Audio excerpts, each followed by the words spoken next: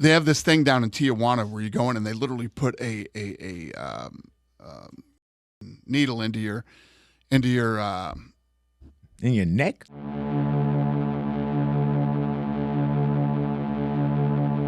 Burning black.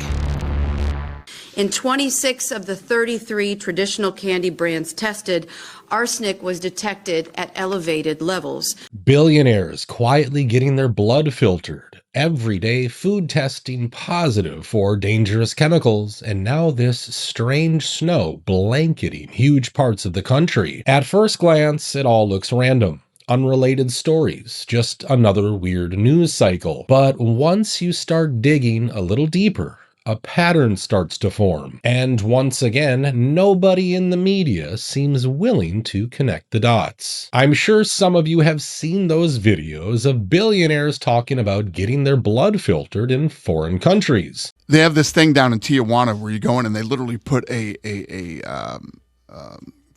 needle into your in your neck. It's a 3-day process, and they literally put your blood through a machine, and it filters your blood and then puts your blood back into your body, and it gets all this shit out of your blood, like metals and mold and all these different toxins and all this stuff. This is my 4th time.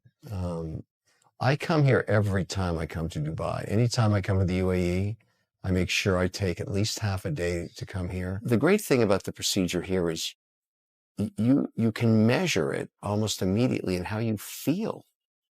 You start to feel really good, and it doesn't take a long time. Every time I come, I go through an EBO process, which is where they drain almost 4.5 liters of your blood through a dialysis process, clean it, ozonate it, oxygenate it, and then inject 50 billion exosomes. Now, if you actually look up this procedure, you'll find that it's meant to remove things like microplastics and heavy metals from your blood. And honestly, that already sounds better than some of the other anti-aging procedures we've seen famous people use just to look young. Minutes before the final, I am really excited. Haven't got a clue who's going to win, but that's good.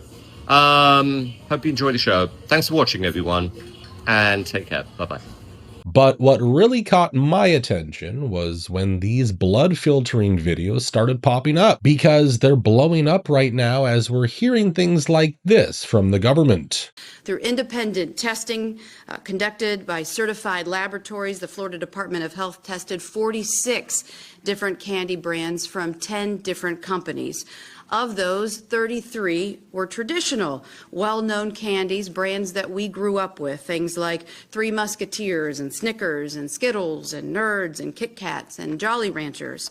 In 26 of the 33 traditional candy brands tested, arsenic was detected at elevated levels. Take Nerds, for example. Yes, my daughter really likes Nerds.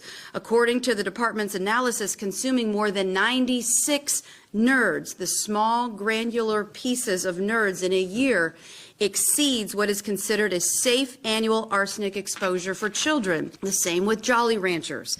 The hard candies also kids love. The department's analysis shows that more than 6 pieces can exceed the annual safe threshold for arsenic exposure. A standard 7-ounce bag typically contains anywhere from 25, 30, 40 individually wrapped candies.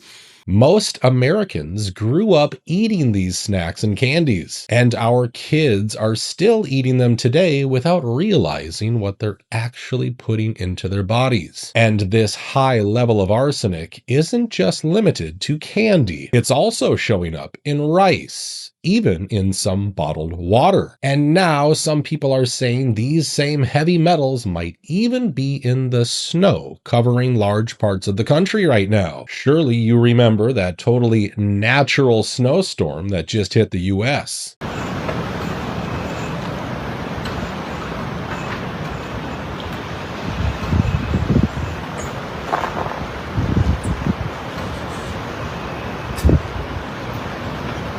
Before and after the storm, people started posting videos of snow that looked off. Snow that didn't melt right. Snow that didn't behave like snow at all.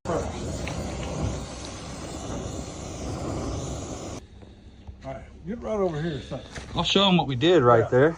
Look what we did. So we tried to heat the top up to melt the ice off the top of our garage area right here. We're going to see if we can't melt this snow because nothing's coming off. So we're just going to use plain old gas first.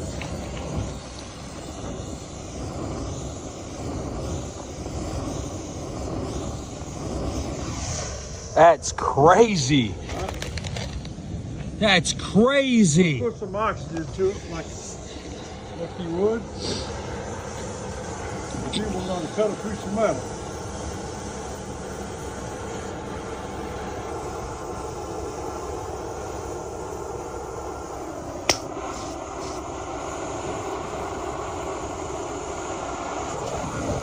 That's crazy. I mean, it's melting it now. Okay, there it is. How much heat do you have to put? You have to put an enormous amount of 500 degrees to melt this snow.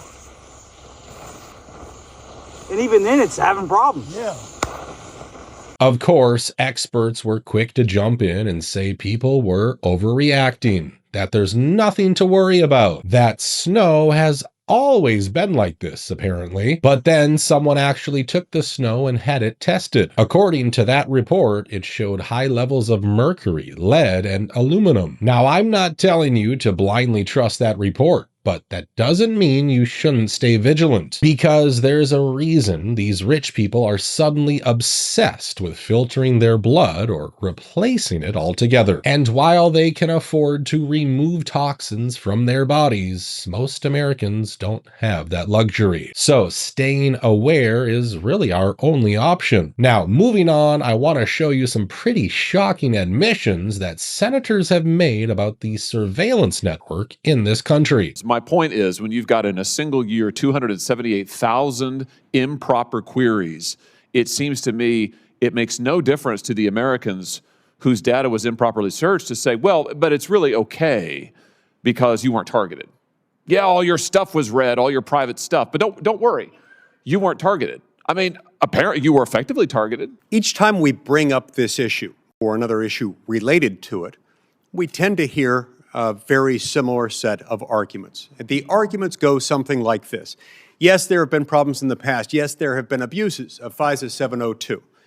But you need not worry because we now have procedures in place, administrative procedures that will fix the problem once and for all.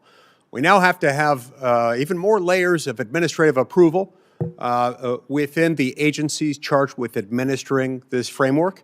And so you need not worry. What you ought to be worried about is another 9/11. What you ought to be worried about is that we are all going to die unless the U.S. government has the ability to collect content of private communications involving U.S. citizens without a warrant. What's interesting is that while they're criticizing deep state surveillance, WhatsApp, owned by Zuckerberg, is facing a lawsuit at the same time. The allegation is that WhatsApp messaging isn't nearly as private as they claim. In fact, according to the lawsuit, employees can view anyone's messages just by requesting access. Now, we can't fully confirm these claims yet, but Zuckerberg doesn't exactly have the best track record when it comes to protecting our privacy. The person who's putting the content on Facebook always owns the information, and that's why this is such an important thing, and why Facebook is such a special service that people feel a lot of ownership over. Right? This is their information; they own it. And you won't sell it? They often want to. No, of course not. I mean, they want to share it with only a few people. Facebook's latest defense after that New York Times bombshell piece showing that it shared your personal information with a who's who of 150 big tech and other companies without your permission. Now, Meta isn't alone in this. You've probably noticed how your phone starts showing you ads for things you only mentioned once or twice in conversation. That might be because smart AI agents on your phone are listening and selling that data to advertisers. Google just settled one of these lawsuits for $68 million. Apple settled a similar one back in 2024 for $95 million. So yeah, privacy is pretty much dead, and our data is either being sold for ads or used to train these freaky AI models. And sure, AI robots and self-driving cars helping elderly people live independently sounds great. If you have billions of humanoid robots, and I think there will be, I think everyone on Earth is going to have one and going to want one, because who wouldn't want a robot to, assuming it's very safe, watch over your kids, take care of your pet. If you have elderly parents, a lot of friends of mine have said they have elderly parents. It's very difficult to take care of them. Expensive. Yeah, it's expensive, and there just aren't enough people to take care of there aren't enough young people to take care of the old people. Right. So if you had a robot that could take care of and protect an elderly parent, I think that would be great. That would be an amazing thing to have. But when we start using AI to write regulations for the American transportation system, that's where things get concerning, because that's exactly what's happening at the Department of Transportation. They're letting AI help create rules that keep planes in the sky and freight trains on the tracks. AI isn't just assisting the government, it's embedded in it. We're even sharing sensitive documents with ChatGPT now. Moving on, the acting head of U.S. cybersecurity agency CISA has uploaded sensitive government documents to ChatGPT, according to a report by Politico. These documents were marked for official use only, and their upload triggered multiple security warnings within federal systems. And the scariest part? This is only the beginning. If you heard what they were saying at Davos, you'd know they're openly talking about AI creating entire religious movements. And that is creepy, to say the least. And you look just, at what happened on social media and the immense change it brought to the world there. If laws are made of words, then AI will take over the legal system. If books are just combinations of words, then AI will take over books. If religion is built from words, then AI will take over religion. This is particularly true of religions based on books, like Islam, Christianity, or Judaism.